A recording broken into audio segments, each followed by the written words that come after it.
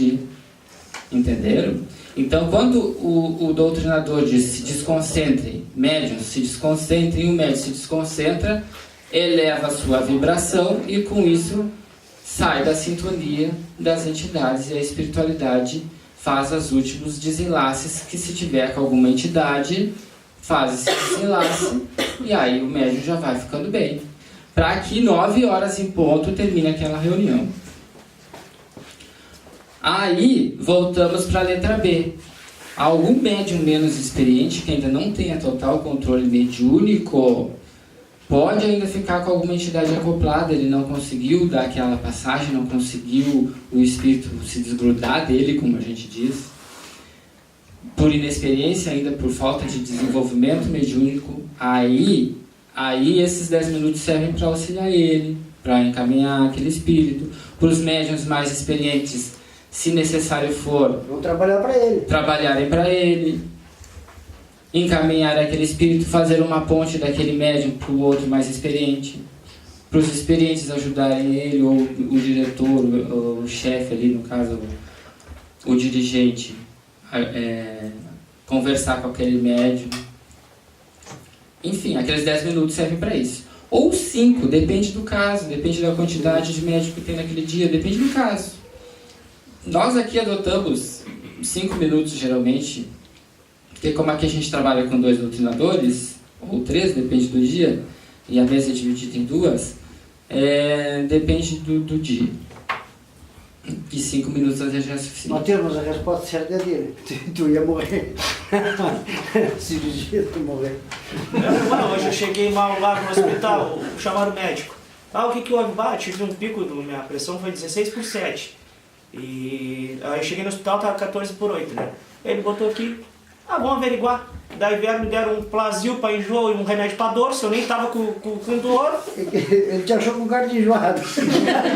Daí eu disse, não, onde o lugar certo que eu preciso ir. Daí vim aqui no Fabiano e pedi ajuda pro Fabiano. Foi onde que eu melhorei, porque saí da mesma forma que eu cheguei lá. Quase que ele disse, não, procura, que nem o Fabiano diz, vai lá, no teu caso é espírita, vai lá no centro espírita lá e... E aí tu te lembrou daquela propaganda do Plasil. Não, e ele foi, nem depois foi, tipo, me examinar, ainda minha pressão estava alta, ainda um pouquinho alta, 14/8, um pouquinho alta. Nem foi, não, a enfermeira disse, tá liberado. Acabou o sorinho, tá liberado, vai embora. Eu tenho uma pilha de exame daquele rádio de Pelotas lá, que fez tudo que é exame de mim, tudo que é lado, de jeito, 3G, e tá, até meus cabelos apareceram, não sei como lá. E aí, eu não acho nada, eu não vi nada, graças a Deus. Aí eu cheguei à conclusão que médico, mecânico e pedreiro são profissões. Aí chega um pedreiro aqui, o Mateus quer fazer uma obra, o cara diz, mas quem foi que fez esse lixo aqui? Que não reclamem daqui, porque foi tudo nós que fizemos. Aí o cara disse que eu vou arrumar pra ti, vou deixar bonito. Então o pedreiro assim, aí tu pega o teu carro e leva no mecânico, mas o cara de dono do teu carrinho com barreta e talhadeiro, quer ajeitar. E no médico também, porque gente, vamos continuar aqui para não nos desviar dos assuntos. Vamos falar agora, gente, sobre mobiliários nos trabalhos, tá? O item 15, tá?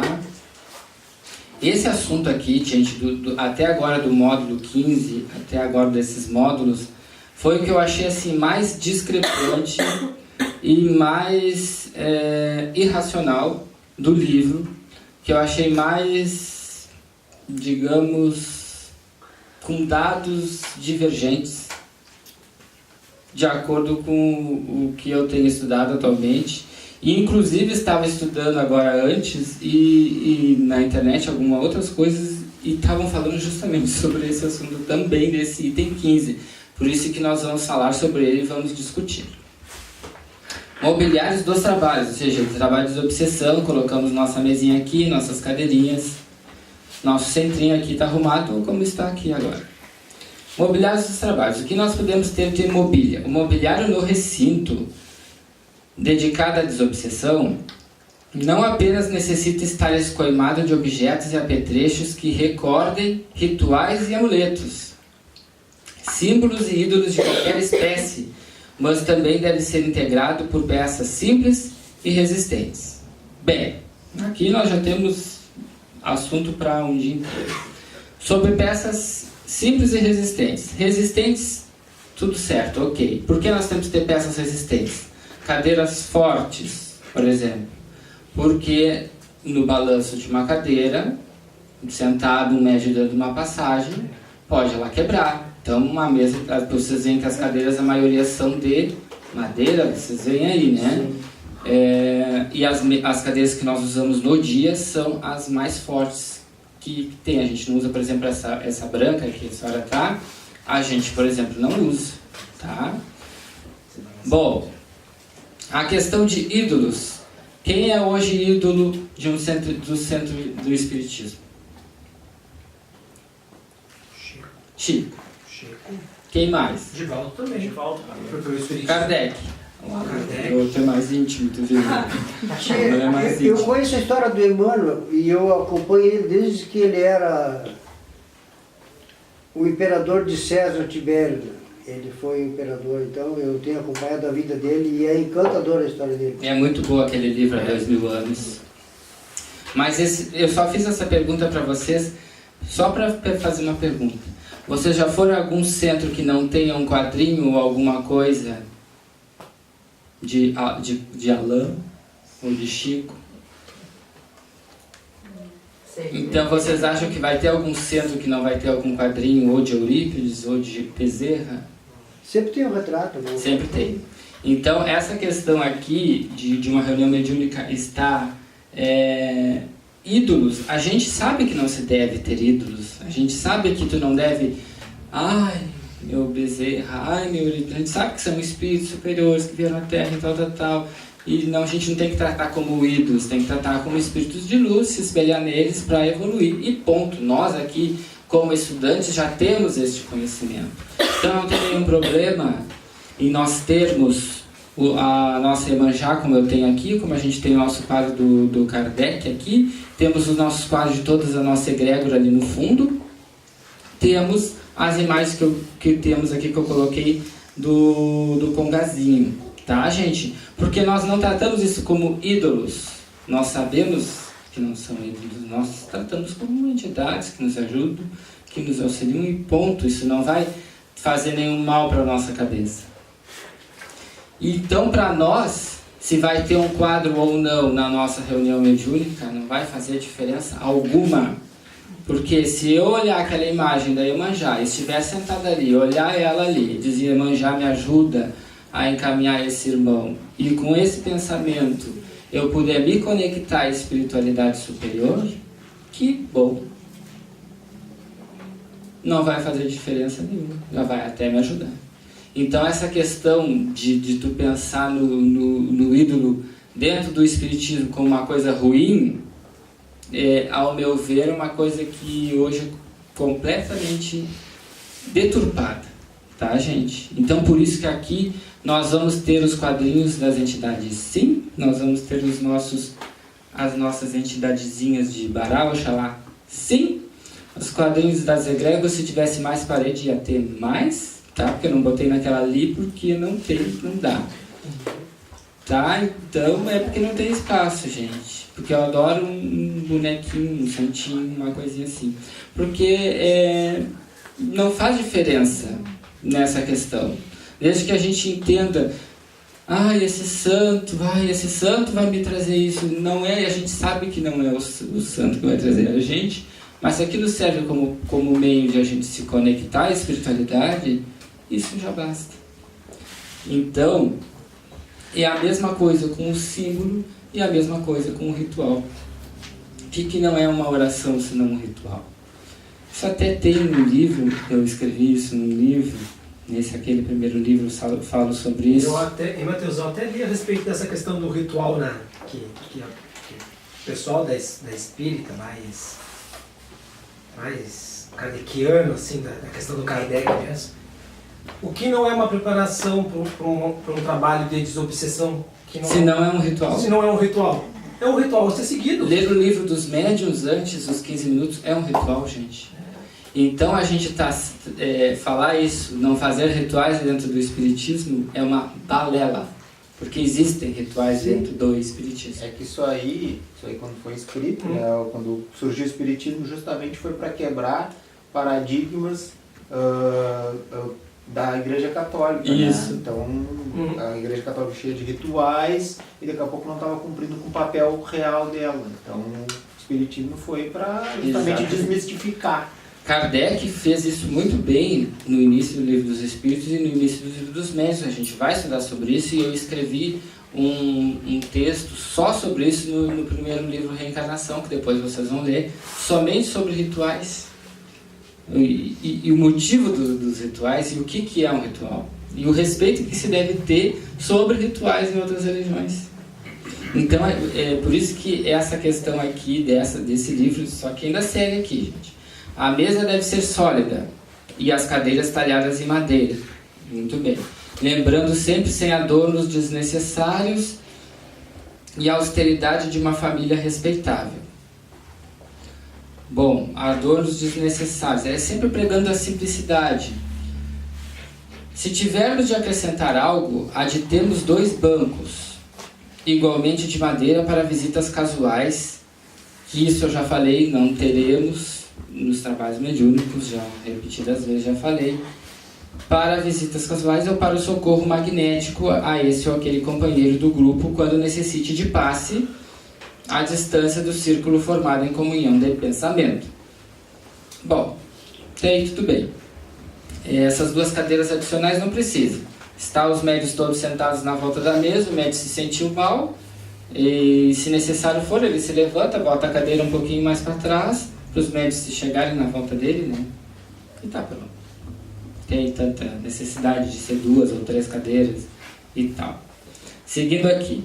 Evitarmos tapetes. Gente, nós aqui no inverno teremos tapetes. 3 tapetes, 4, 5 tapetes se necessários forem. Tá? Porque aqui é muito frio e a gente coloca tapete embaixo da mesa para os pezinhos não ficar gelados. Tá? E os tapetes nossos aqui são bem fofinhos, vocês vão ver. Tá? Então teremos tapetes. Jarros d'água. Tem um aqui, sempre vai ter. E quando tem as reuniões de desobsessão, tem um e tem mais os copinhos com água, porque a gente bebe bastante durante a reunião de desobsessão. Eu mesmo estou sempre tomando água entre uma comunicação e outra. E vai ter. E bom. Tá, gente? Aqui eu acredito que eles colocaram o jarro d'água. Não sei se tem algum médium que é muito espalhafatoso que com perigo de quebrar o jarro. Eu não sei se é esse o motivo. Mas se é esse o motivo do médium quebrar o jarro d'água, acredito que ele não está preparado para estar então numa reunião mediúnica. Deveria estar em outra. Se o motivo do jarro d'água é a questão da ritualística, eu acho que então há um exagero no sentido do que se entende por ritualística. Eu acho que aí a coisa já ultrapassou o sentido do que se entende de ritualística. Porque se tu vai passar 1 hora numa reunião e não poder sentir sede, não poder tomar um copo d'água, isso para mim beira o absurdo. Tá? Então aqui terão água, fiquem tranquilos, tá? Se alguém leu esse livro antes de vir aqui e pensou que não ia poder tomar água, gente, fiquem tranquilos, teremos água, jarros d'água, tranquilo para vocês, e tapetes do inverno no chão, tá? Quando for inverno. Só tiramos aqui um dia porque teve um alagamento e os tapetes eles ficaram encharcados, a gente teve que tirar. Mas isso é problema. Telas. Se as telas teremos, Iemanjá vai ficar ali, tá? E se reclamar, a gente coloca o Xum e Oxalá. Tá? Teremos, tá? Enfeites outros, se a gente gostar, vamos colocar umas florzinhas, bom ter. Hã? Não, mas teu coração tá tudo bem. Não vamos, a gente tem que deixar as coisas claras, gente. Vai ter, eu não ensinei eles. Não, gente, nós estamos numa reunião de estudo, nós temos que deixar as coisas claras. Nós não temos que falar com meio termo. Nós temos que falar as coisas claras. É que esses 4 itens, eu achei tão absurdos esses 4 itens últimos, que quando eu leio, às vezes as coisas me enraivecem. E às vezes me dá vontade de pegar e queimar o livro. Cara, o livro Desobsessão é um livro muito bom, gente. Claro, é um livro do Chico, foi André Luiz que escreveu, um livro que é respeitável, mas não quer dizer que seja isento também de ter alguma coisa, porque André Luiz, a gente sabe, não, era um espírito de luz, todo mundo sabe, né? Um espírito que ficou muito tempo no umbral, ele estudou depois e tudo, escreveu para o Chico, mas ele também não é o... Tinha um monte de defeitos também. Tinha um monte de defeitos. E ele não estudou, por exemplo, 80, 100 anos, as questões mediúnicas que poderiam ser infalíveis nessas questões.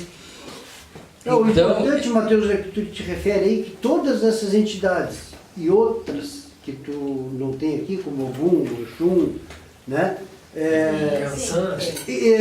Existem ou existiram, né, que são espíritos, e que muita gente cultua que não faz mal para ninguém. Claro que não vamos idolatrar, como tu diz. Claro, que, no mínimo, nós não estamos falando de idolatria, estamos falando até de uma questão de que nós entendemos o que não é uma ritualística nem uma idolatria. E também sempre reiterando, nós não somos uma casa espírita, então não tenhamos por que seguir as diretrizes da FEB ou da FERGS, né? Sempre deixando claro. Não, eu vi falar em Bezerra de Menezes quando eu tinha 5 anos. A minha avó morreu com 104 anos em Candiota.